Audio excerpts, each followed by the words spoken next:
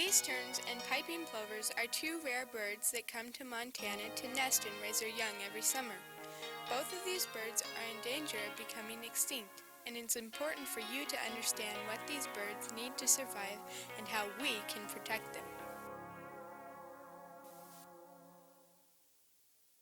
Piping plovers and least terns spend the winters along the coast of South America, Mexico, and the southern United States. But they fly north to places like Montana each spring to breed. Here they nest on lakes, wetland shores, and sandbars, in and near the Yellowstone and Missouri rivers in eastern Montana. Unlike most birds who build nests in holes or trees, least terns and piping plovers dig shallow nests in the sand, making them more vulnerable to predators. You can identify least tern adults by their small size, gray back, white underparts, orange feet and bill, and most importantly by the black cap and white triangle on their foreheads.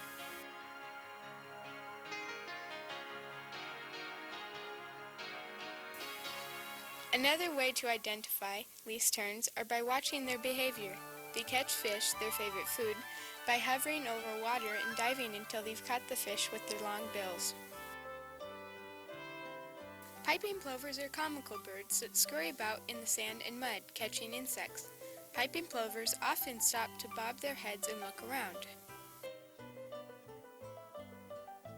You can tell a piping plover adult from other shorebirds by their gray back, white underparts, short orange and black bill, unlike the long orange bill of the least tern, and a single black band around the neck and one across their foreheads. Least terns lay 2 to 3 eggs, and piping plovers usually lay 4 eggs.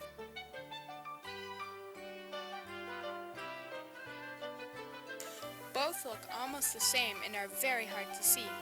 They are the same color as sand and have black and brown speckles. The tiny chicks hatch after 3 or 4 weeks, and they also blend into the sand and are hard to see. Can you guess why?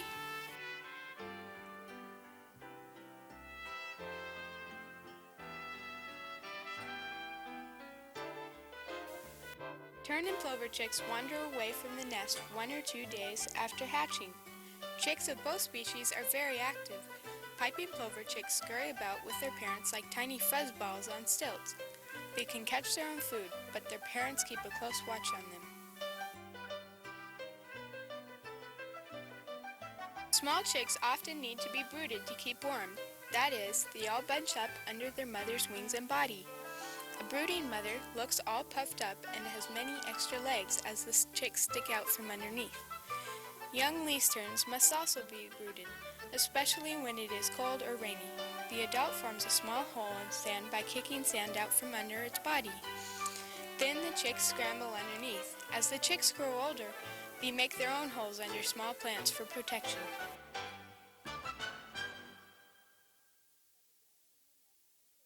Adult terns help keep predators from their nests and chicks in a most alarming manner.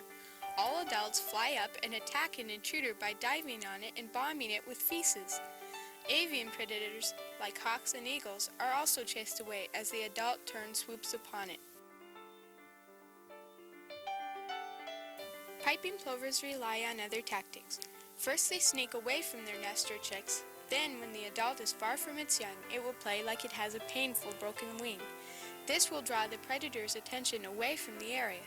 The plover continues, leading the predator farther and farther away. When the plover feels its young are safe, it flies away, leaving a very confused predator. These tactics do not always work, and many least terns and piping plovers lose their eggs and chicks. Sometimes chicks are lost to flooding, and of course humans can present a problem to the survival of these birds. Least tern chicks cannot feed themselves.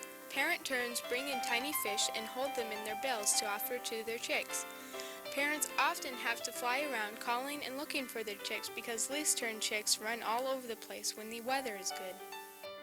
Both chicks can fly when they are about 3 weeks old.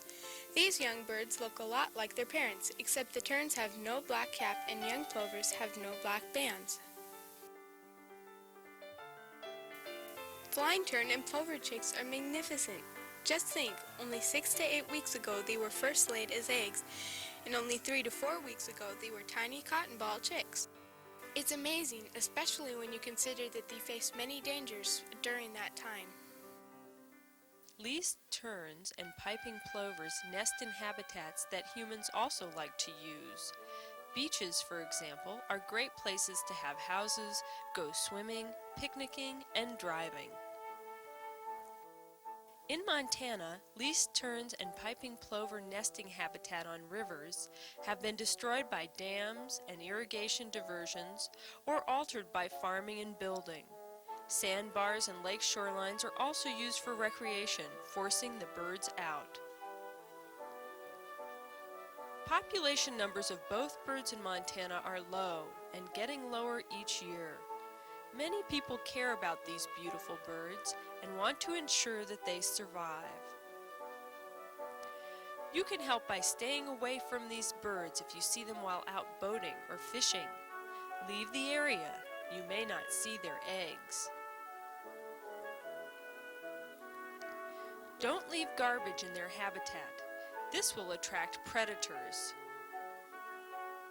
And most of all, tell your friends how to avoid and respect piping plovers and least terns and their habitat.